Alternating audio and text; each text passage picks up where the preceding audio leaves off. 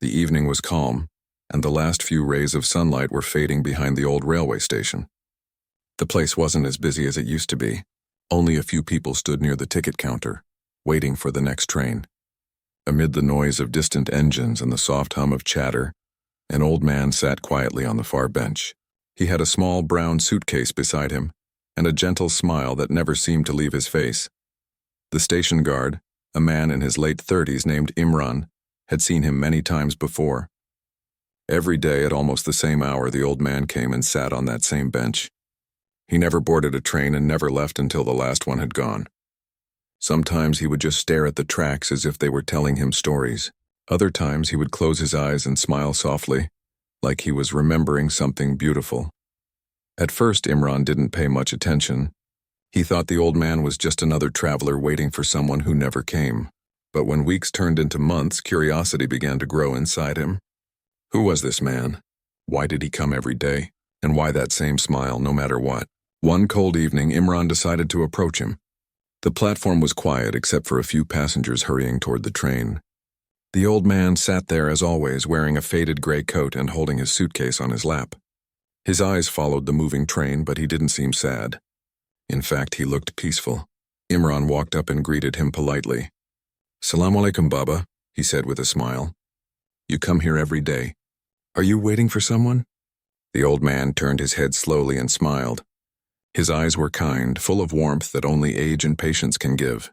"You could say that, son," he replied softly. His voice was calm, like someone who had learned to make peace with time. Imran nodded, unsure how to continue. "Do you live nearby?" he asked. The old man nodded slightly. "Just a few streets away." "It's a small house." "Quiet, but it keeps me company." Imran smiled. "You must like this place a lot, then." The old man chuckled gently. "Yes, these tracks have seen more of life than most people ever will. They carry stories, dreams, and sometimes goodbyes." His words stayed with Imran long after he walked away that night. There was something about the way the old man spoke, simple but full of meaning. It made the guard wonder what kind of story lay behind those words.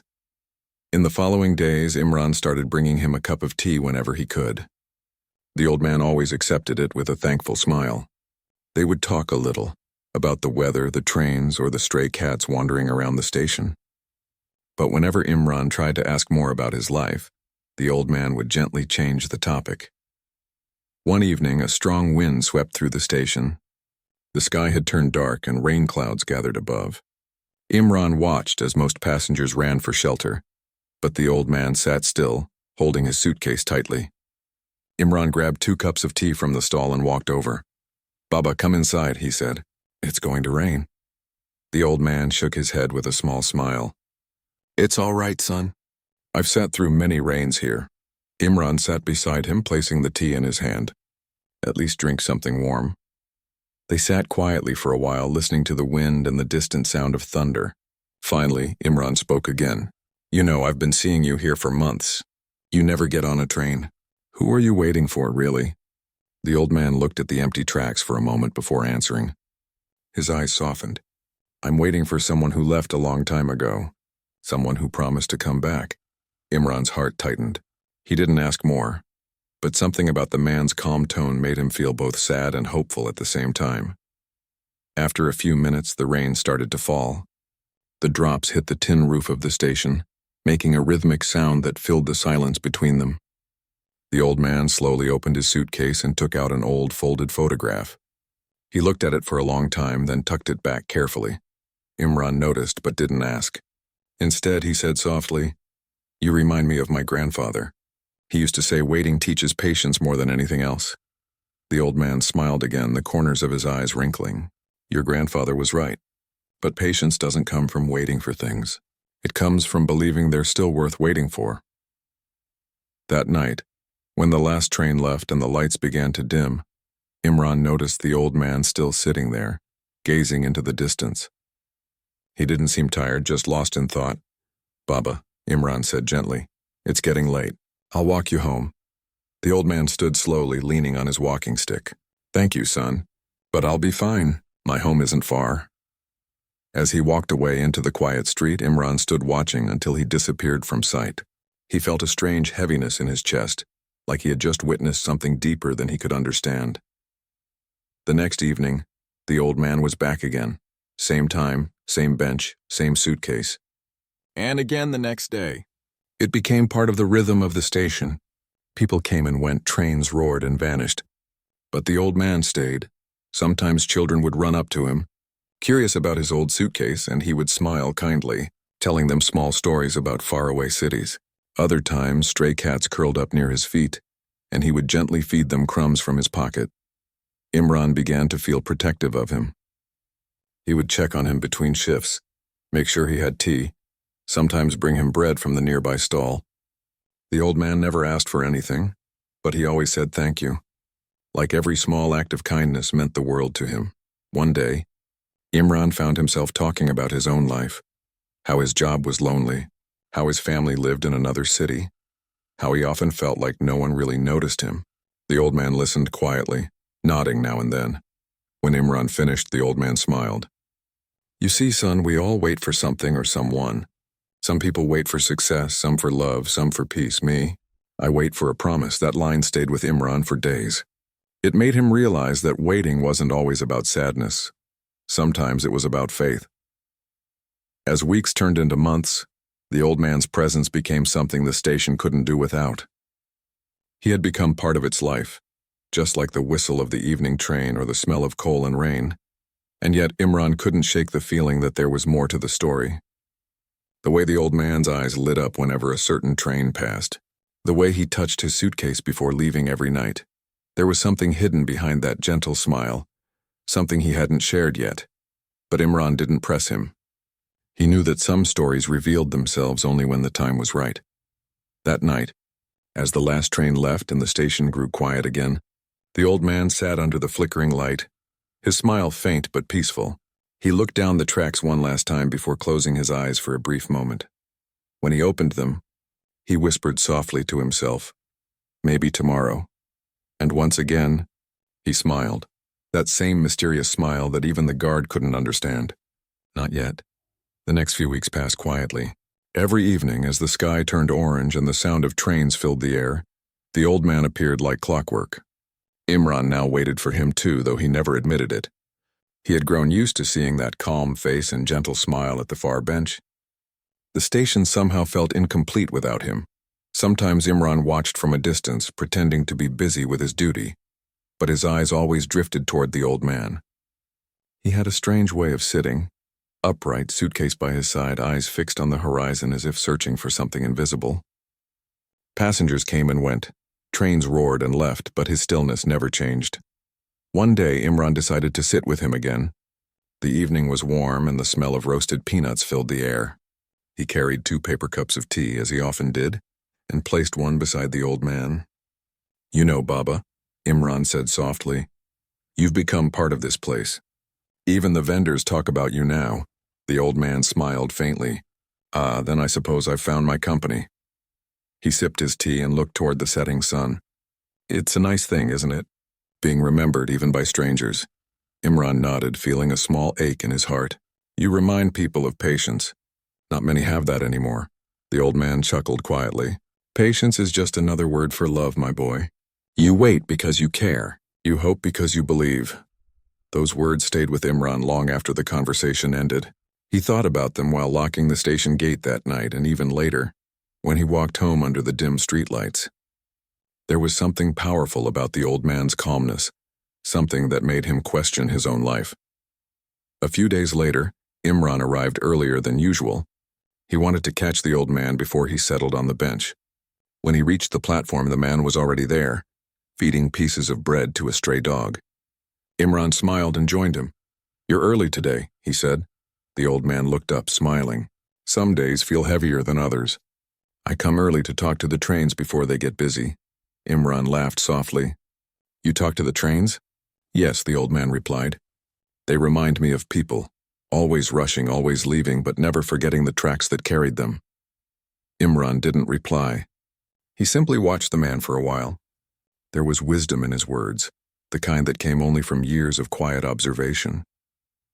Later that evening, as the first train arrived, Imran noticed the old man's eyes following it closely. His fingers brushed over his suitcase as if checking something inside. When the train left, he looked peaceful again, smiling faintly. Imran finally asked, "Baba, what's inside that suitcase?" "You always keep it close." The old man's eyes softened. "Memories, son. Some of them are too light to hold but too heavy to let go." Imran didn't ask again. He could tell that whatever was in that suitcase meant more to him than anything else in the world. Days went by and their friendship grew stronger. Sometimes Imran would share food from home, and the old man would tell small stories about the school where he once taught, the children who used to bring him flowers, and the laughter that filled his classroom. But whenever Imran asked about his family, he would grow quiet and change the subject. One night after the last train had left, Imran found the courage to ask again. "Baba, do you have anyone left?" "Family, friends." The old man looked at the tracks, his eyes lost in thought. "I had a wife. She was kind and gentle. We didn't have much, but we had each other. And a son.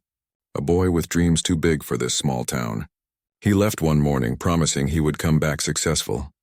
He paused, his voice trembling slightly. "That was the last day I saw him. The train took him away, and I promised I'd be here when he returned." Imran's chest tightened. The silence that followed felt heavy, broken only by the sound of crickets and the distant hum of the station lights. "Did he ever write to you?" Imran asked gently. The old man smiled, but his eyes glistened. "For a while, yes. Letters filled with stories about his life in the city, his job, his dreams. Then one day the letters stopped coming. I thought maybe he got busy, maybe he'd forgotten. But I still come here every day. Because a promise is a promise." Imran couldn't speak. He looked at the man sitting beside him, frail, patient, full of faith, and felt something shift inside him. "Baba," he said softly, "it's been so many years. Maybe he—" Before he could finish, the old man interrupted gently. "Don't say it, son. Hope is the only train that never stops. If I lose that, what's left?" Imran lowered his eyes, ashamed for even suggesting it. The old man's words carried the kind of strength that comes from heartbreak, not denial. The next evening, the rain returned. The station was almost empty, and the cold wind carried the smell of wet earth. The old man sat under the same flickering light, his coat damp, his suitcase resting beside him. Imran brought him tea again and sat down quietly. They didn't talk much that night. The sound of rain filled the silence between them. Once in a while, the old man smiled faintly, as if the rain reminded him of something distant and dear. After a while, he said softly, "My boy loved the rain. He said it made everything new again. Maybe that's why I come here too. Every drop feels like a message from him." Imran's throat tightened. "Maybe he'll come back one day," he said. The old man nodded slowly. "Yes, I believe he will. Maybe not on the train I expect, but in some way he will." Imran watched him, not sure whether to feel sadness or admiration. There was something beautiful about his hope, even if it seemed impossible. As the night deepened, the last train of the day arrived. The old man stood up slightly, his eyes scanning the faces through the windows. When the train left, he sat down again, his hands trembling a little, but his smile still there. Imran asked, "Do you ever get tired of waiting?" The old man looked at him and shook his head. "Waiting is not the hard part, son. The hard part is remembering why you started." The words hit Imran deeply. He thought of his own life, his long shifts, the people he missed, the things he had once dreamed of. Somehow this old man, sitting in silence every evening, had taught him more about life than anyone else ever had. Before leaving, Imran offered to walk him home again, but the old man refused with his usual smile. "Go home, son. You have your own trains to catch." When the old man walked away that night, Imran watched him until he disappeared into the darkness. He looked smaller than ever, but his steps were steady, almost peaceful. The station grew quiet again. Imran leaned on the railing, thinking about everything he had heard. The story of the waiting father echoed in his mind. He realized that the old man's smile wasn't just habit, it was strength. It was the light he carried inside even when the world gave him darkness. That night, Imran didn't sleep easily. He lay awake listening to the rain outside, wondering what it must feel like to wait for someone you love that much. The next morning, when he arrived at the station, he looked toward the bench automatically. And there he was, the old man sitting just as before, suitcase beside him, eyes on the tracks, smiling gently at the horizon. It was as if nothing could break his faith. And Imran knew then, he was not just a man waiting. He was a symbol of love that time could never erase. The winter air had grown colder and the evenings came earlier now. The station lamps glowed softly in the mist, their yellow light reflecting off the metal rails. Imran stood by the gate, sipping tea from a steel cup, waiting for the familiar figure he had grown used to seeing. And right on time the old man appeared again, slow, steady and smiling, holding that same brown suitcase.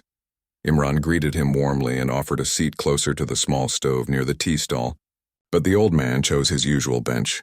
"I like the wind there," he said with a soft laugh. "It feels alive." Imran joined him, holding 2 steaming cups of tea.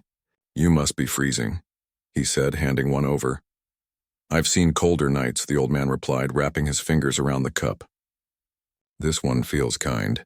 They sat quietly for a while, listening to the trains in the distance. The air smelled of smoke and wet soil, and for a moment time felt slower, like the world had paused just for them. That night the old man seemed more talkative than usual. He told Imran stories from his teaching days, how children would laugh at his chalk-stained hands and how proud he felt watching them grow. Imran listened with interest. It was rare to see the old man speak so much. His voice carried warmth like a fading song from another time. "Did you ever think of teaching again?" Imran asked. The old man smiled faintly. "I stopped when my wife fell ill. After she passed, I never went back. The classroom didn't feel the same without her waiting at home." Imran didn't know what to say. He could only nod, feeling the weight in those few words. The old man had lived through years of loss, yet his smile still carried hope. A train thundered past, blowing dust into the air. When the sound faded, Imran noticed the old man holding his suitcase a little tighter.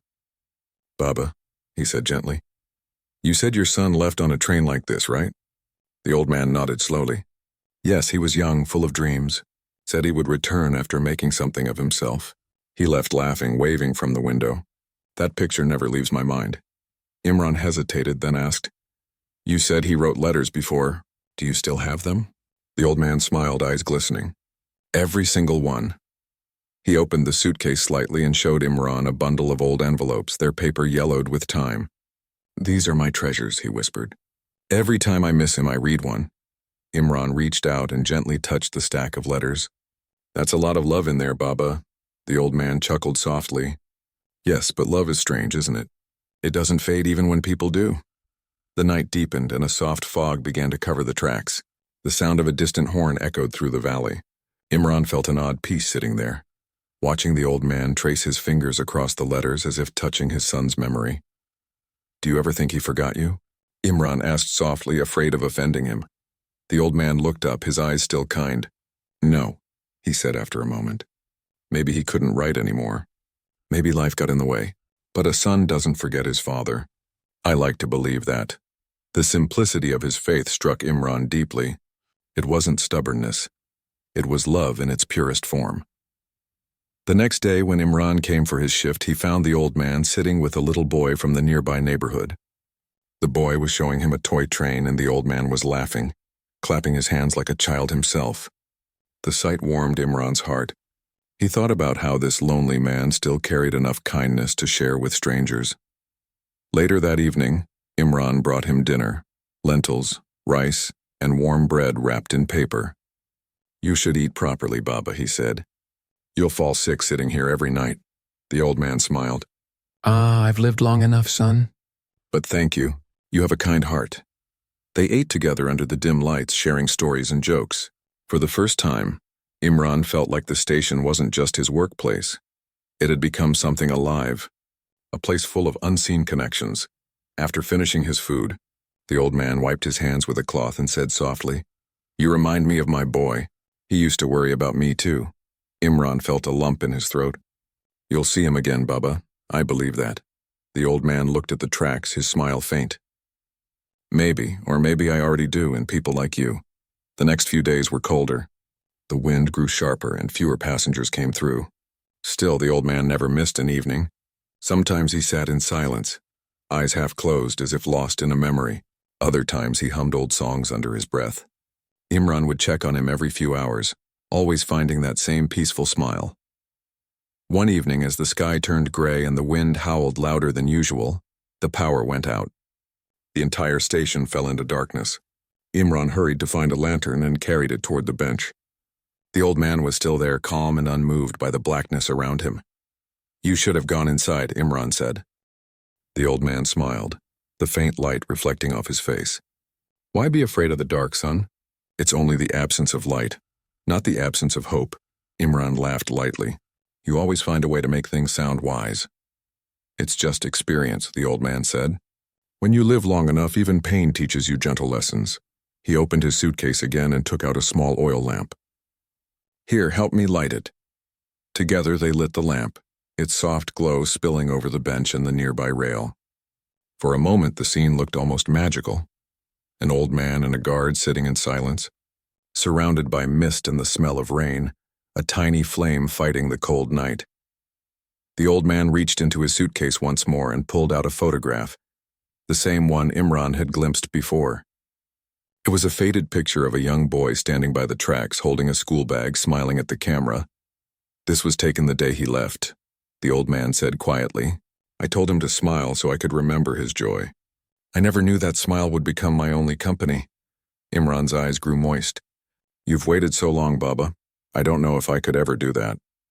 The old man looked at him and said, "When you love someone, time loses meaning. You don't wait for days or years, you just keep believing."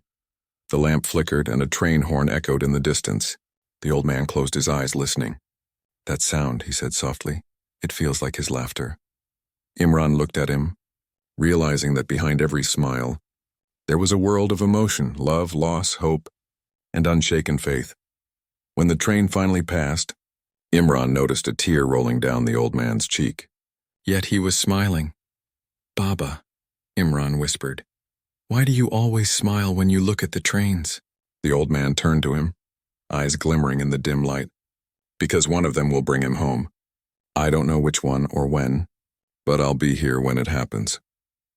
The words hung in the cold air, simple but powerful. As the night grew late, Imran walked him to the station gate. The old man thanked him like he always did and disappeared down the quiet lane.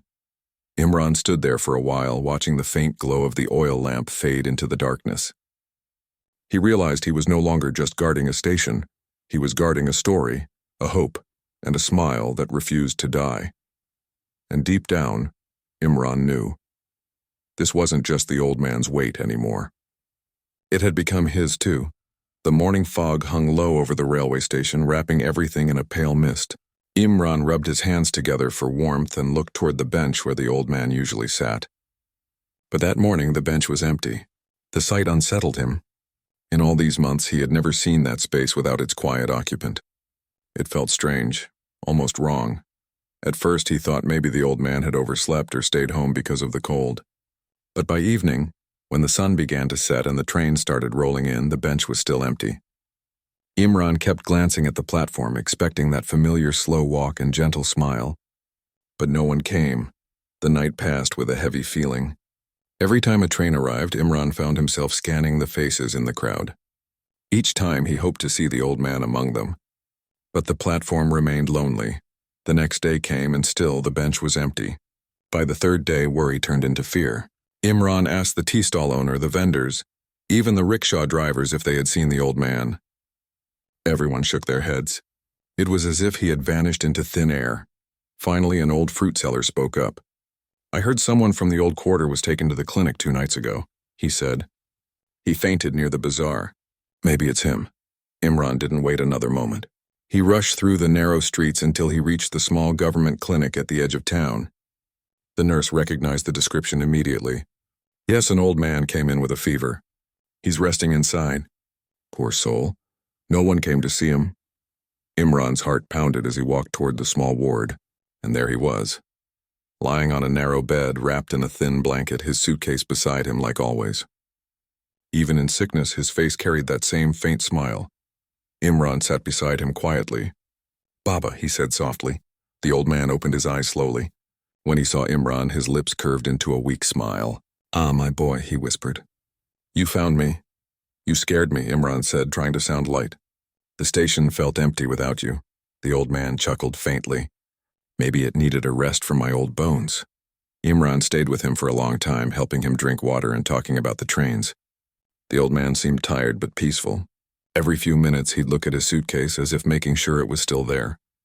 "Baba," Imran asked softly, "why didn't you tell me you were sick?" The old man smiled. "You already have enough to do, son. Besides, some journeys we must take alone." Imran felt his throat tighten. "But you're not alone. Not anymore." The old man looked at him with tired but kind eyes. "You're a good boy, Imran. I thank God our paths crossed." Over the next few days, Imran visited him every evening after his shift. He brought warm food, fruits, and sometimes just stories from the station. The old man would listen, smiling at every detail. "You know," he said once, "I can see the trains in my dreams now. They pass by slowly, one after another. Maybe one of them is the one I've been waiting for." Imran tried to stay cheerful, but each day the old man seemed weaker. Still, he never complained. Even the nurses admired his calmness. "He keeps smiling no matter what," one of them said. "He's the kindest patient we've ever had." One evening, Imran arrived to find the old man awake but quiet, staring at his suitcase. He sat down beside him and asked, "Are you thinking about him again?" The old man nodded slowly. "Always. You know, I kept every letter I wrote to him, even the ones that came back." He opened the suitcase and showed Imran a small bundle of envelopes. The paper was wrinkled, some torn at the edges. Each one had the same handwriting, neat but faded with age. "See this," the old man said softly. "I wrote to him every birthday, every New Year, every festival. Sometimes I'd get them back marked address not found. But I never threw them away. It means at least I tried." Imran's eyes filled with tears. "Baba, maybe he moved somewhere. Maybe he didn't get the letters." The old man smiled gently. "Maybe. Or maybe the world is big enough to lose someone and still hope to find them again." For a moment, silence filled the room. Only the faint sound of the ceiling fan and distant voices from the corridor could be heard. Imran couldn't bear to see him like that, frail but still holding on to faith. "Baba," he said softly, "if your son were here right now, what would you tell him?" The old man looked at the ceiling, thinking for a moment. Then he said, "I'd tell him I'm proud of him, that I never stopped believing he would come back, and that I forgive him, even if he forgot." Imran couldn't stop the tears from falling. The old man reached out weakly and patted his hand. "Don't cry, son. Smiles are better company." That night, Imran stayed until the nurses asked him to leave. When he stood up to go, the old man said, "If I don't make it back to the station, promise me one thing." Imran frowned. "Don't talk like that, Baba. Promise me," he insisted, his voice faint but firm. "Promise that my suitcase will stay on that bench for a while, just in case he returns and looks for me." Imran hesitated, his throat too tight to speak. Finally, he nodded. "I promise." The old man smiled, closing his eyes. "Good, then I can rest easy." The next morning, the clinic called. Imran rushed there, his heart pounding. The nurse met him at the door, her face kind but sad. "He passed away in his sleep," she said softly. Peacefully. "No pain." Imran stood still for a long time, unable to move. He walked slowly to the bed where the old man had been. The suitcase was still beside it.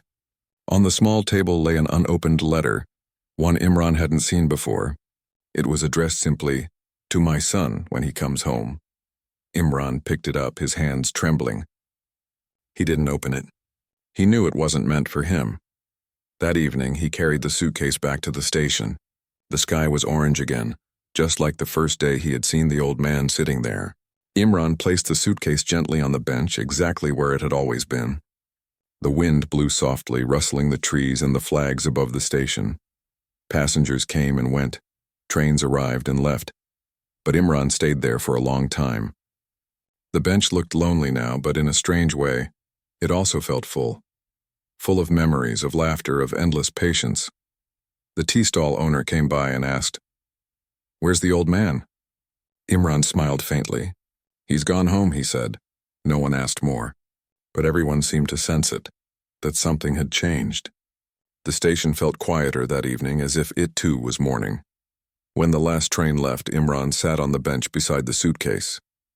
The air was still, and the only sound was the distant echo of wheels on tracks.